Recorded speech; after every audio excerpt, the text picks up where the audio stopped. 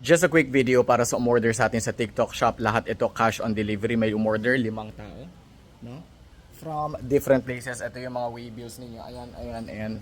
Ayan sila lahat. Isa-isahin ko kayo. Unang-una, Boss Marinel ng taga Antipolo City. Maraming salamat sa pag-order. Boss Erwin ng taga San Mateo.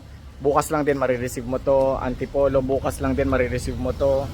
Boss Falls ng Pampanga. Baka sa Makalawa marireceive mo to.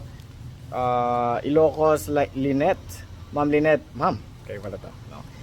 Ilocos Norte, marireceive mo to, just give it like 3 or 4 days, no? Sagad na siguro yung 3 days, 4 days.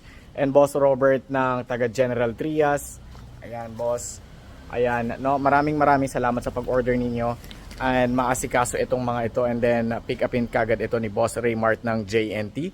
Gusto ko lang sabihin sa inyo that igurot ako from Cordillera Region. Produkto namin ito sa Cordillera. Tinutulungan natin yung mga kababayan natin doon, yung mga magsasaka, yung mga tambay, yung iba doon no read no write, yung iba doon yung mga anak, no. Sa mga magsasaka pag nagtanim na sila, no, hindi pa sila nag-harvest.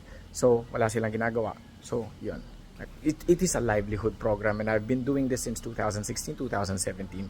At because of you guys na sumusuporta, at saka yung mga big businesses like Iglesia ni Cristo, mga ospital like St. Luke's, and other big businesses, baking industry, fitness industry, kung ano man yan, it's because of you guys that are supporting us, kaya namin natutuloy-tuloy ito.